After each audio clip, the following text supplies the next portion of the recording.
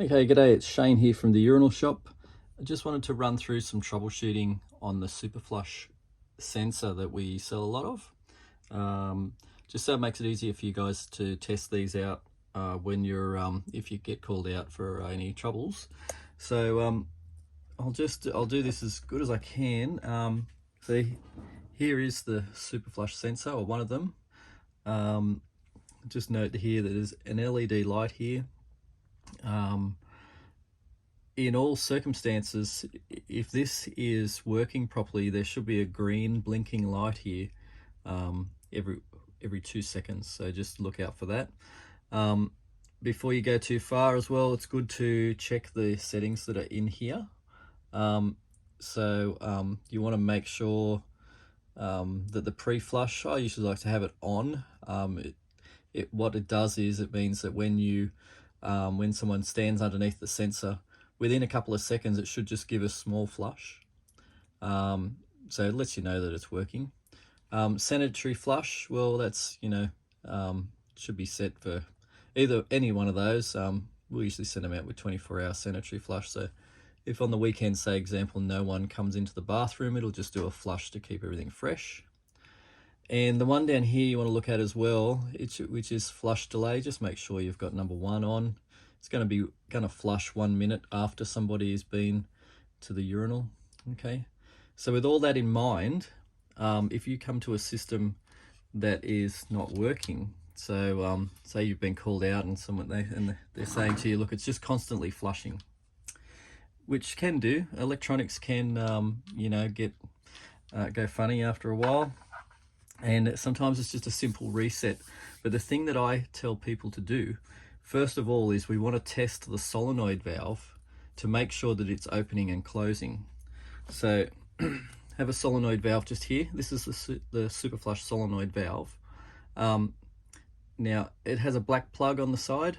You want to just unscrew this screw here and then just pull the plug off like that, which will reveal these pins. Okay, you don't want to worry about this one, just an earth pin. These are the ones that you want to take note of, this two here. You're gonna get your battery, which will be actually plugged in the back here. Disconnect it, right? Disconnect these off, these cables, disconnect it. And you can use this battery to test this valve. So it's an easy test just to see. So you'd obviously have this hooked up. It's in the ceiling somewhere or in the wall. You've got your water turned on. And what you want to do is put these two terminals, these two here, you want to put them across these two. Okay.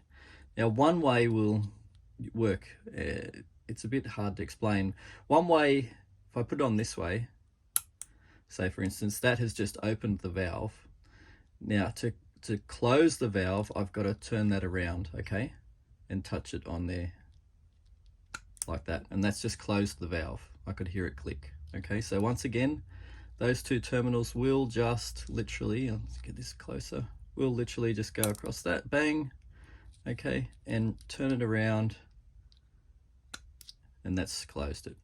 Now if the valve operates like that, it turns the water on, it turns the water off, you know that this is okay, that this is not the problem.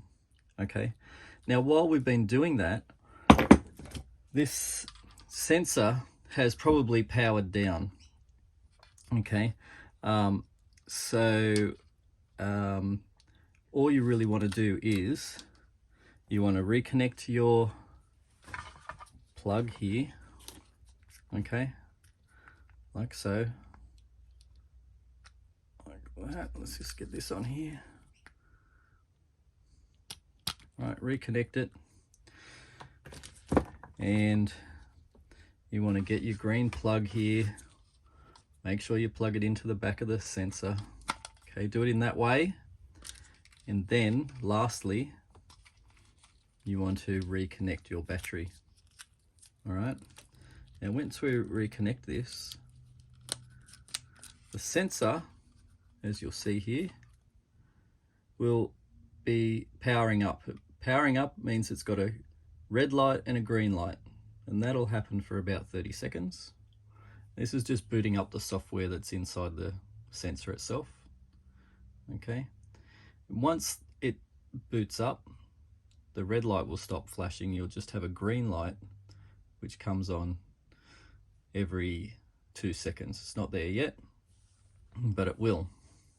I'll show you that in a minute. While we're doing that, once this does go to just a green light every 2 seconds, it's still not, but once it does, what you want to do to test this is to set the flush duration again.